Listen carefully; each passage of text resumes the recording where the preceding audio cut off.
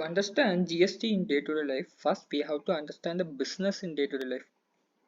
So that it is easy to understand the GST. A manufacturer who manufactures, for example, cookies, and the manufacturers has to sell the cookies to a wholesaler who purchase and sells in bulk. The wholesaler again sells it to a retailer. A retailer to many retailers. The retailer sells it to a customer, to many customer, but we in this example we take a manufacturer to a wholesaler and to a retailer and to a customer. Okay, let us assume the cost and profit of the cookies is ₹1000. The manufacturer fixes that, the wholesaler buys it for that same price, 1000. The wholesaler again does not sell it in the same value, he adds some profit now. So he adds 1000 plus 200, 1200. Now the retailer buys it for 1200. The retailer again adds some profit. 1200 plus 200 is 1400. What is the value that customer has to buy? For finally 1400 is the value of the goods. So here a manufacturer manufacture a cookie and fix a price of ₹1000, and he sells it to a wholesaler, and the wholesaler buys it for 1000, and again he adds a profit of 200 and he sells it to the retailer, and the retailer again add a profit of 200. The retailer again add a profit of 200 and he sells to a customer. The customer buy it for 1400. This is a simple business flow happening in day-to-day life. Here, when these commercial transactions are happening, we are liable to pay tax to the government. On these sales. The tax is on sale. Where the GST comes, how government is collecting the GST is the thing we have to understand. So for that we goes to the detailed understanding of the business flow. Here also same, the manufacturer, the wholesaler, the retailer and the customer, and the same cookies, and for the same value also, but here I added the additional of a GST component. Now let us see, the manufacturer has incurred a cost of ₹800 for manufacturing the cookie, and he adds additional profit of ₹200, so the total sale value is 1000. So what government say, the government say that you have to pay tax when you sell a product. If you sell a product, you have to pay tax, whatever it may be, a goods or it may be a service, that is GST, goods and service tax. If you are selling a product or a service, you have to pay tax. Now the manufacturer is selling a product, selling these cookies to the wholesaler. So now the manufacturer has to pay the tax. What the manufacturer is paying? The manufacturer is paying, the GST rate is 10%. I assumed the GST rate for cookies is 10%, but practically the GST rate is 5, 12, 18. This is the most rates that are practically used. 10 is not practically available, but we can use it for the easy computation. We can assume it as 10. So 1000 into 10%, that is 100 rupees. I take it as GST 100 rupees. Now 800, 200, 1000. The total of this is 1100. This 1100 is paid by the wholesaler to the manufacturer. The wholesaler is paying 1100 to the manufacturer for purchasing the cookies. Now the cost of the wholesaler is not 1100, just 1000. I will tell you why it's 1000. Now the profit is again at 200 like our previous example, and the GST is 1200 into 10 percentage, that is 120. Again the wholesaler sell it to retailer, the cost is 1200 and the profit is 200 and the GST is 1400 into 10 percentage, that is 140. Again the retailer is selling it to the customer. We don't have to determine the cost to profit GST here because the retailer is selling it to the customer for 1400 plus 140 GST, that is 1540. The retailer is selling to the customer for rupees 540 as the final sale value. This is the sale value, thus the customer is buying. The customer again don't want to determine the cost to profit because he don't have to sell the product to another person. If I want to sell it to another person, I want to know what is the cost, what is my profit. I going to eat the cookie, then why I have to know that? So the customer will determine this because the customer has no GST registration. He doesn't need that.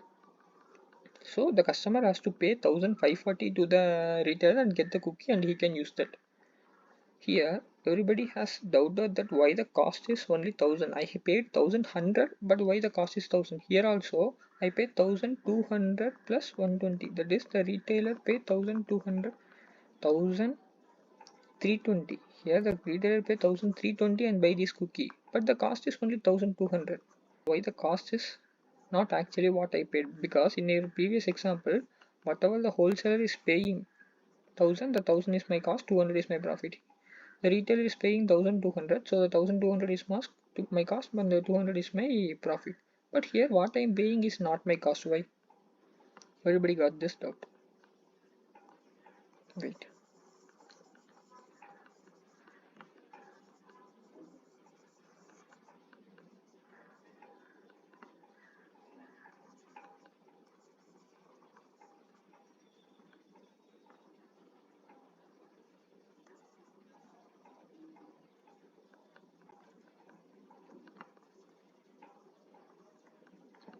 In the first scenario, the GST 1000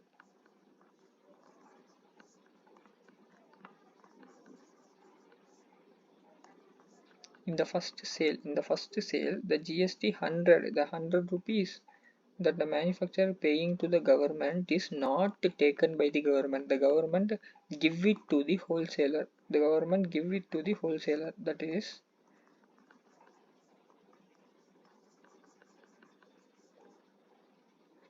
the first transaction. The manufacturer pays 100 to the government and the government again pays that 100 to the wholesaler.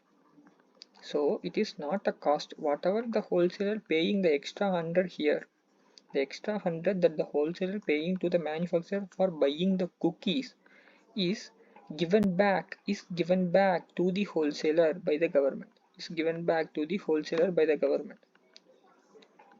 Why government is giving back this?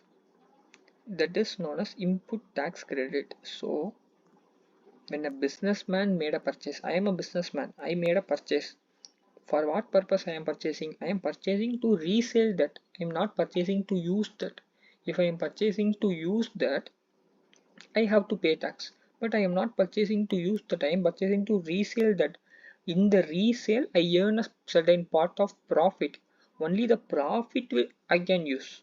I don't use the whole purchasing value. I use only the profit element. So whatever the tax you paid as a cost, we will repay you.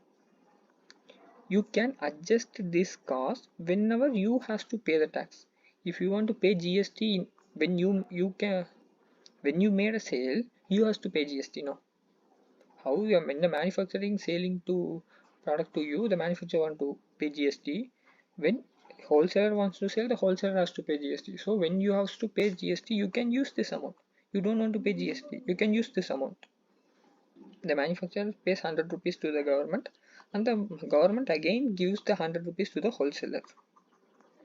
So the cost element is only 1000. It doesn't include, the cost element doesn't include the GST portion. Keep in mind, always cost not includes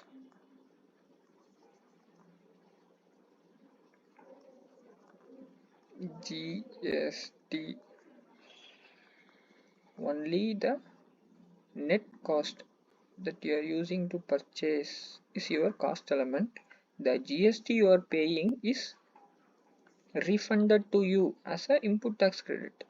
The GST, whatever the GST amount you pay, is credited to your input tax credit ledger.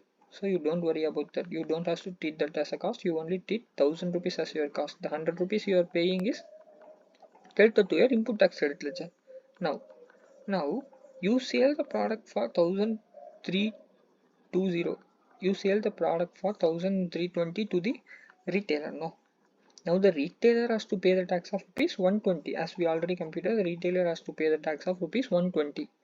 This 120 the retailer paying to you in the second sale. Here in the second sale, the 120 the retailer paying to the wholesaler. The wholesaler paid the 120 to the government, and the government again refunded the 120 to the retailer. Where it refunded? It refunded to the ITC of input tax credit ledger of retailer.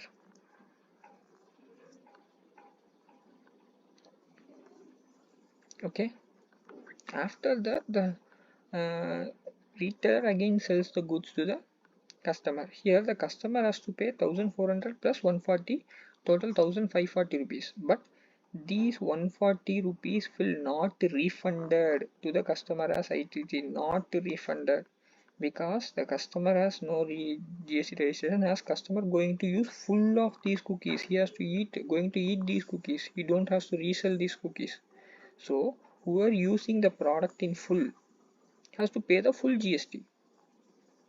So the government will not refund. The government will take one total of 140 from the customer. This one total 140 rupees is paying by the end customer, not by the business person.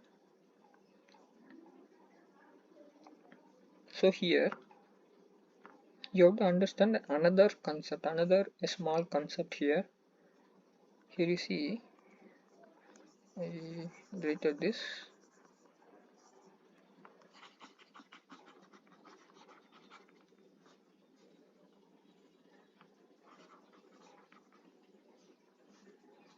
Okay. Here you see, in this scenario the manufacturer pay 100 rupees. In this scenario the wholesaler is pay 120 rupees to the government. In this scenario, in the next scenario, the retailer is paying 140 rupees. Retailer is paying 140 rupees. So this is three scenarios. See, in the 100, in this 100 is refunded, so the government's income is 0. This 120 is also refunded, so government income is 0. This 140 is not refunded, so the total GST collected by the government, is 140 for this one pack of cookie. For this cookie value 1000 as transacted to the many business through many business channel, and at the end it reaches to the customer. So the total tax for this, the entire value, the total sale value is 1540, but the tax is just 140 rupees. But the tax implication you see, you pay rupees 100 and you pay rupees 120 and you pay rupees 140, but ultimately the government only earns 140 rupees, not all the sum of the rupees, because these are all get refunded. This is what you have to understand. So the government is just earning 140 as the GST. And again you have to understand another small concept, that how they are paying. See, in the first scenario the manufacturer is paying 100 rupees, there is no problem. In the second scenario, the wholesaler scenario, the wholesaler has to pay 120 rupees. No, The wholesaler has to pay 120 rupees. Here the wholesaler does not pay 120. The wholesaler only pay 20 because he already have 100 in his ledger. He is permitted to adjust that. So he used that 100 and he pays 20, the total of 120 going to government. And again it is refunded to retailer. This is the process. This really happening in real life. He doesn't pay 120, he only pay 20. The 100 he used from his input tax credit ledger. The entire 120 after going to the government again refund it to the retailers. See here, the retailers input tax credit ledger, the 120 will be available. Now the how the retailer is paying now.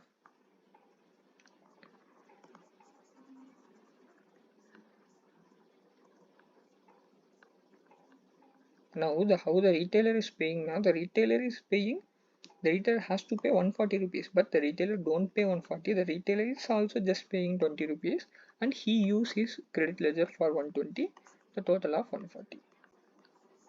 So this is the real flow of the GST. So now we see the net impact. The net impact, what is the net impact here is the customer pay 140 rupees GST to government. This is the net impact. No, the manufacturers pay nothing, the wholesaler pay nothing, the retailer pay nothing. Whatever the amount is, the 140 paid to the government is wholly collected from customers, ultimate customers, peoples. So whenever you buying a product, whatever the product is, soap or a washing machine, whatever the product is, if the product is attracting GST, the product is subjected to tax, the entire tax is paid by the end customer, not by the manufacturer or wholesaler, or not by any of the business peoples, only paid by the end customers and peoples. So this was the net impact. But for the proper flow and proper track, the government made these kind of computations. If you made these kind of computation, we have the proper track on the product.